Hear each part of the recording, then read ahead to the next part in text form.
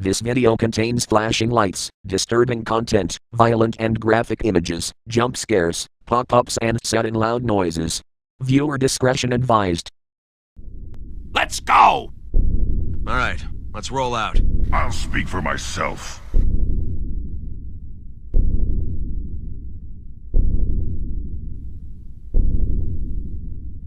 If I have to crack some skulls, I will. I'd rather not.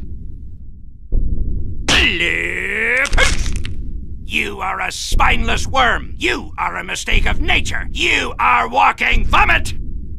1, 2. Shit! Humans talk too much. Down and give me 20. Kidding.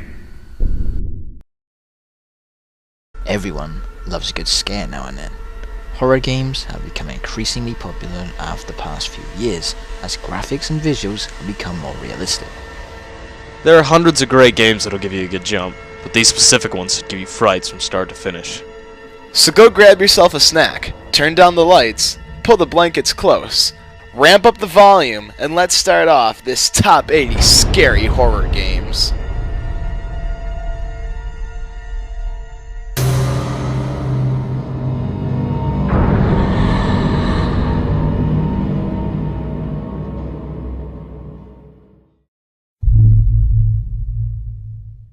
The Lurking Horror. The Lurking Horror is a great example of the lost art of the text adventure. Using nothing but text, the game managed to suck players into its brilliantly imagined world. Playing Lurking the Horror was like reading a great Stephen King novel or H.P. Lovecraft story, except the experience was completely under the player's control. If you wanted to take a closer look at things, you could.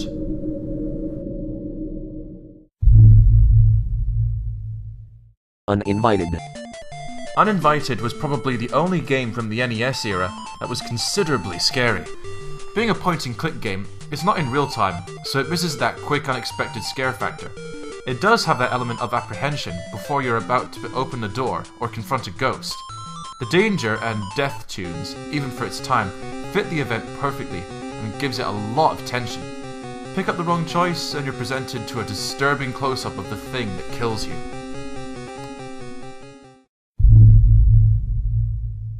Blood. It's derivative, it's violent, and definitely scary at times, but it's almost always fun. If you like first-person shooters, you're gonna want to add blood to your collection. In fact, the biggest problem is that the game is just too damn hard. You never seen enemies deliver so much damage as quickly as in Blood, and that's what makes the game quite frightening, as players are on their last ditch of health, trying to find any resources, while they're being chased by bigger foes. The sound of this game is also worth a mention, creating some haunting ambience and absolutely terrifying enemy sounds. Project Firestart 3D. Project Firestart 3D is a remake of the original game on the Commodore 64, retaining the same ship layout, objectives, and events. The one major difference is that the 2D side-scrolling view has been replaced with the first-person 3D.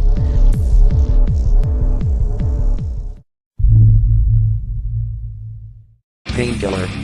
Painkiller is an award-winning first-person horror shooter designed to satisfy gamers' hunger for intense, fast-paced action and guts. It's an adrenaline addict's nightmare, where hellish monsters swarm in seemingly endless mobs. The axe-wielding monks are very sinister, and the soldiers in gas masks are scary enough to cause nightmares. When you battle larger foes, these enemies dwarf your character and scream, making you feel very insignificant. The level design also holds merit, creating some very dark, dreary places, from asylums to orphanages to even the depths of hell itself.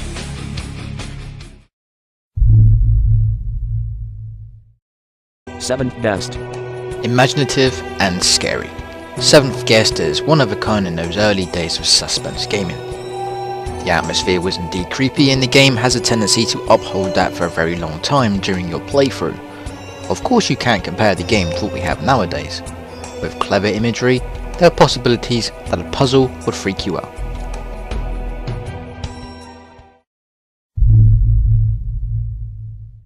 The corridor. Players wake up from a sense of unexplained anxiety, leave their room and find themselves in a dark, long hallway. The hotel slowly turns into an endless maze of walls that forebode something sinister. While the game itself does provide some spooky atmosphere, there is sadly not enough real scares to truly class this game right up there high on the list.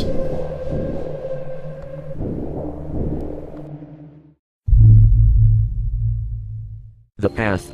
The Path is a short horror game inspired by older versions of Little Red Riding Hood, set in modern day. The Path offers an atmospheric experience of exploration and discovery through a unique form of gameplay. You can choose from one of 6 sisters at the start of the game, and you're given a clear instruction to visit Grandma's house and to stay on the path. Ultimately, though, you're on your own, and what you discover and learn is in your own hands. Some may find this game to be a work of art, while others may find it tiresome and repetitive. It all depends on the sort of experience that you have. Phantasmagoria. It seemed like a dream come true for Adrienne Delaney and her husband Donald Gordon, a beautiful estate on its own private island and the perfect place to build a life together. But an ominous presence lurks within the walls, the rooms, and every passageway of their mysterious home. The previous owner, a 19th century master illusionist, left behind a twisted trail of terror, and now Adrienne must uncover the clues and gather the objects necessary to save her husband from a great evil.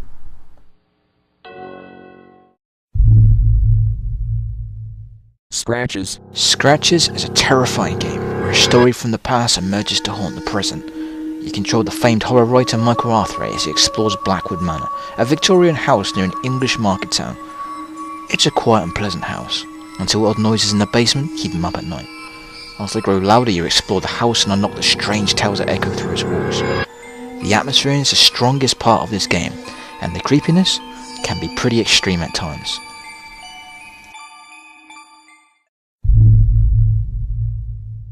Alone in the Dark.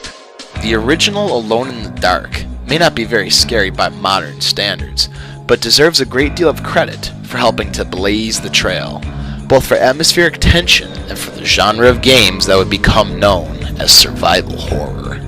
Alone in the Dark is the first such game to use fixed camera angles for each room along with 3D graphics.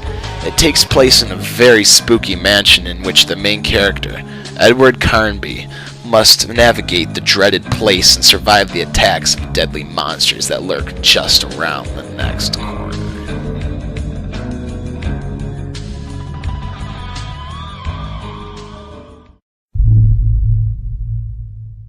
Free Ice Cream. Free Ice Cream is a freeware flash adventure game that is at the same time motivating and extremely disturbing.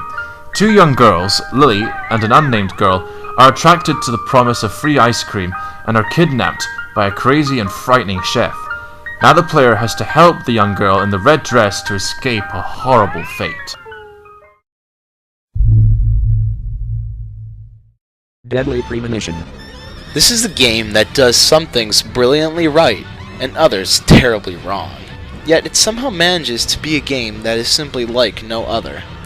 If you can't overlook a game's flaws to have an enjoyable experience, then this is not for you, because, being honest here, this game is terribly flawed. However, it does offer a Resident Evil-style combat system in which you battle zombie-like creatures in a very nightmarish world.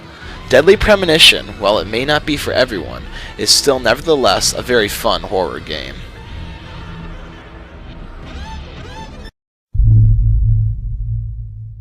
Forget Me Not Annie. Forget Me Not Annie is a first-person psychological horror game created with the Unreal Engine that revolves around puzzle solving and platforming. In this game, players take on the role of Annie, a girl who is locked in her own mind, whose only friend is Howard, a grotesque and oversized teddy bear. Forget Me Not Annie lets you explore 3D environments and interact with objects in a special way, which is by using Annie's telekinetic powers. Players use Annie's powers to solve various puzzles that advance you forward in the game. To do this, you must also use Howard's skills. You pull objects towards them so they can make use of the new objects as well. The key to being successful in Forget-Me-Not Annie is to combine both Annie's and Howard's powers together.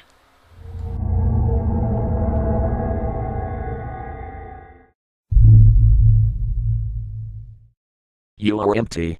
Despite being a game particularly suited for the horror genre, You Are Empty's glitches and problems outweigh the game. Whether it's down to the player's speed or no music or confusing mechanics, You Are Empty just feels like that at times, empty. The game isn't that exciting to play, and its unnecessary high difficulty and confusing layout makes the game quite rough experience. Sound-wise, it's brilliant. With that said, if you're one of those players who doesn't really care about glitches or problems, or is just after another horror game to add to their collection, give this a try anyway.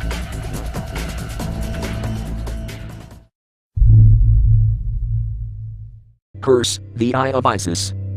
If you want creepy jump scare cutscenes that blend into gameplay along with tense, worrying music that sends shivers down your spine, you might well enjoy The Curse immensely. Granted, horror games are usually about solving bizarre puzzles and killing zombies, and Curse has exactly that. It's a decently fun, good old-fashioned zombie shooting game with a strange supernatural occurrence. Inside.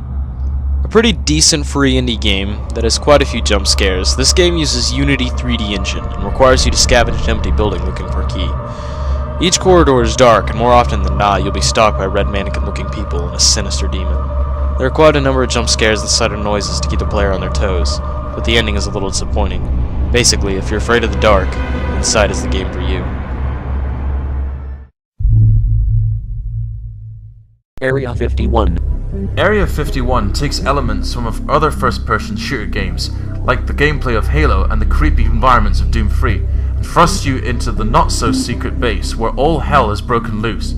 The great-looking environments are also accompanied by a lot of ambient noise, which does a good job of adding to the creeps. Most of the enemies will attack from dark places or from behind, adding to the tension factor.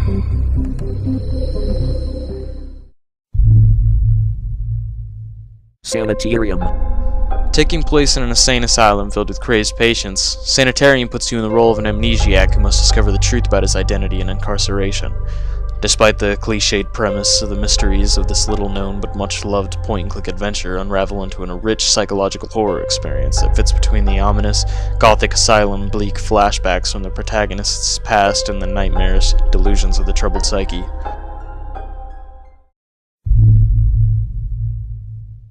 Cursed Mountain. Cursed Mountain is a survival horror game for the Wii, where Eric summons a Scottish mountaineer searching for his brother lost in the Himalayas. The storyline for the game is mainly plotted on Buddhism and Tibetan and folklore. Unlike other horror games, this game gives you an open space to operate, creating an essence of agoraphobia. The atmosphere and tension is laid thick on this game, and only a few shortcomings hold it back from greatness. Unfortunately, due to the poor sales, developer Deep Silver Vienna closed down shortly after the release of the game.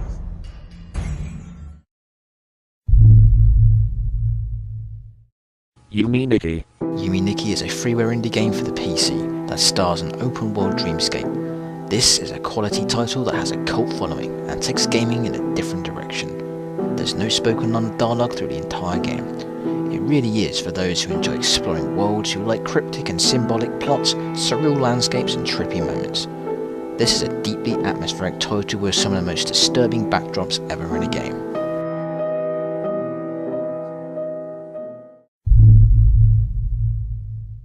Anna. The game features 3 different endings, which are triggered according to your behavior in the game.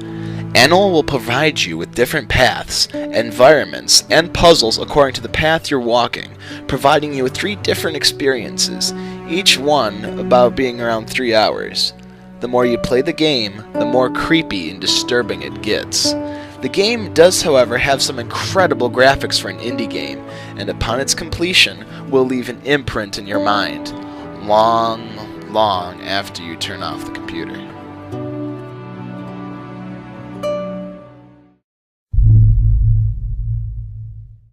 I'll bleed. A famous media mogul has issued a challenge. He'll award $1 million to anyone who can make it out of his latest horror theme park alive. You are Aiko, the young president of the local high school horrors club. Your mission is to rescue your three friends in the theme park and claim the reward. With the park staffed by slashers, zombies, demons, and other horror movie dissonance, you must use all your senses to escape death, whether it be by some horrible creature or by sheer fright.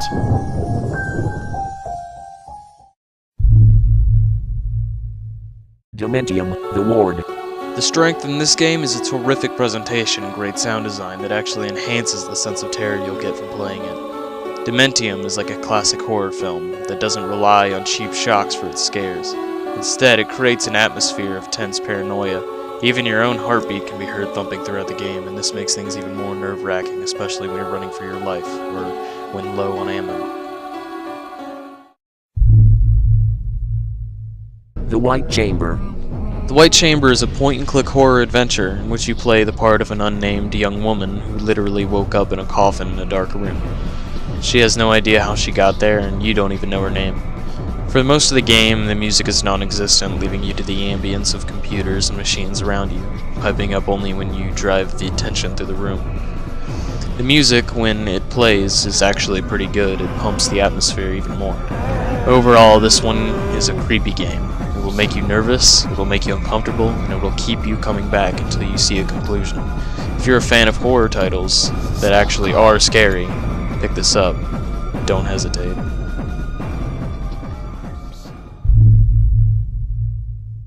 Amy. Amy delivers the scary atmosphere successfully with sounds that will give the player goosebumps. Unfortunately, due to technical bugs, sluggish controls, a huge amount of hype, and a big development progress, the game was a massive disappointment and was immediately reviewed poorly by gaming critics. While the game may not appeal to everyone, there is still some shine behind this game, and if delved into deeply, some may find it's worth the purchase.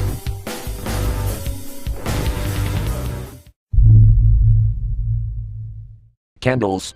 Candles is a free indie game that uses darkness and spooky sounds to keep you constantly on edge. Nasty imp creatures have taken over your house, and you need to move carefully around. Lighting candles is your only defense to scare them away. While doing this, you also have to start the electric generator to turn on all of the lights permanently. Now it's up to you, whether to keep lighting candles or find a way that leads to the electric generator. The game isn't perfect, and it's a little annoying to know that touching an imp will kill you instantly, so there's nothing left to do besides hitting the escape key and starting all over again.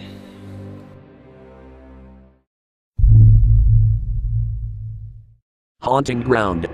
Haunting Ground pares down the survival horror experience to its most basic, frightening form.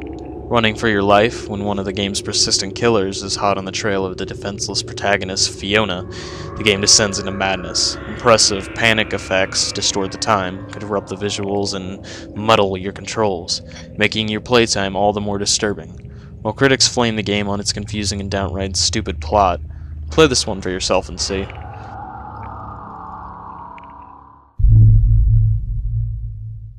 Rule of Rose. This suspenseful adventure game is set in a mysterious world that is under the control of a group of young girls, calling themselves the Red Crayon Family. Taking control of Jennifer, you'll have to work with the rules created by the girls as you solve puzzles, fight enemies, and attempt to free yourself from the dungeons. An eerie and controversial and super spooky overlooked PS2 title that all horror fans should definitely check out.